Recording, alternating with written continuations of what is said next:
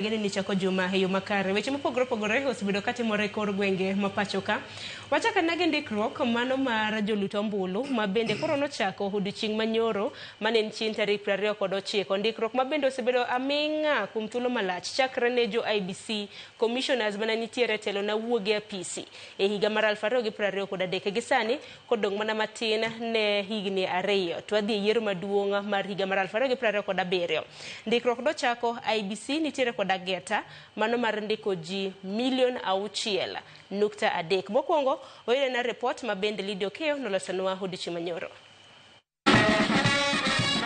En chenro mane ochaka yanga e kaunti ma Kajiado chenro mageto ndiko jogombulu manyien maromo $6.3 kata kamano kwan matin mar oganda no wuok oko e chakruok chenro no ataro mar geno mar duol mar IBC.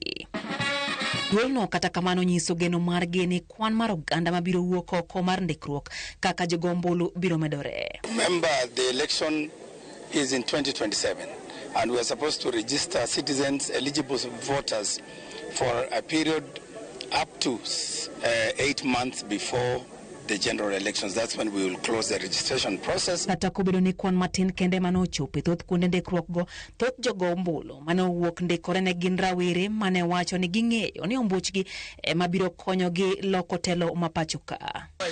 E kaunti ma Mombasa kuom rawere manochopo ndikore kaka jogombulu e kar ndikruok ma Kizingo opuo chenro no magiwacho ni kaw mana thuolo machuok kende ka gijiwo rawere wetegi mapoko ndikore mondo mi otim kamano mar kelo lokruok e telo mapachoka. TT as in just couple of minutes, kitu kama 10 minutes at most, yeah.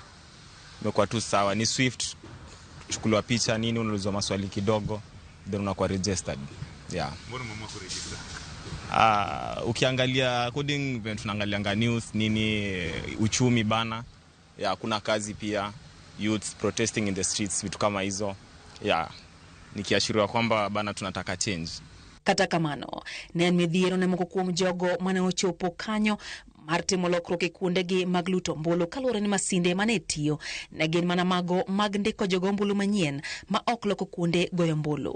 I'll expect the IBC to have a keen look into it is to sensitize people about registration. Sensitize people. You know, people are coming to this place expecting to transfer votes, but today people are supposed to register for. Wachapo office ni kae, office mar headquarters mar registration voting mar Mombasa kae. Lakini wayudo kae ntie chandruok moro kae. Chandruok nogono en gitim transfer mag voters. Gitimo mana new registrations mag voters. Mano e chandruok ma wayudo ka.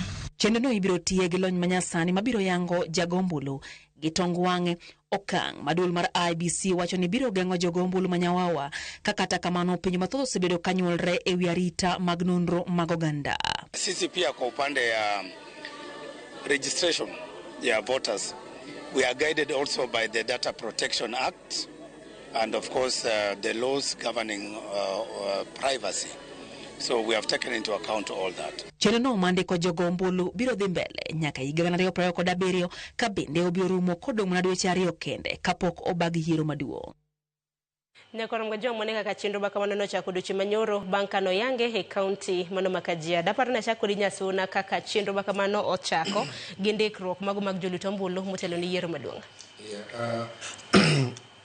Iga ka iga Sharon ichiwo thuolo mar mondo ji manyien ondikre jok mane oko manage mar ndikore higni mokalo mondo be obed jo kanyo or jok manyalo bedo nyalo go ombulu. Omiyo IBC aparo ni otimo maber kuom gini chon kendo adwa ni mondo akaw thuolo ni mondo awuo gi jomatindo maluongore ni Gen Z osebedo kago koko ahinya kendo dwaro ni mondo ratiro gi owinji kata duondgi mondo winji. To adwa ni mondo awachnegi ni onge yo maduol inyalo winjgo maduong' maloyo go ombulu. Kaning'iyo yiero mokalo jomatindo ma higni 18 up to 20 joma nokawo ombulu atamalo 17 kende ema no turn out mondo nodhi ogo kura.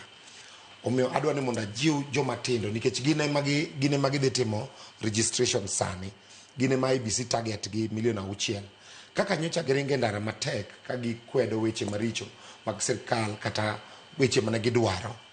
Mane ngufu mokoro nego gitigo sani kuom dhi kawo ombulu manyien mondo duondgi owinj e ballot. Mano mokwongo. Mar ariyo, thuolo ni bendo yaw mar loko kuonde mag goyo ombulu. Samoro nyabedo ni goye koni, tidwa ni mondo goye kocha, ma koro thuolo mar loko, koro inyalo yiero kuma idwa ni mondo idhi goyo ombulu mondo mi loki. Lakini en thuolo maber mar Gen Z kao opportunity, ok mana mar go koke ndara, kata go koke mbui, kata ndiko weche madongo dongo gi kisungu. En thuolo koro mar dhi kao ombulu mondo duondgi owinji through yiero, mondo mi ginene, mondo mi gi owinji duondgi ka gigo ombulu ka ndalo biro chopo 2027. Nyaka sani kwan mana register mano tigo de higa mar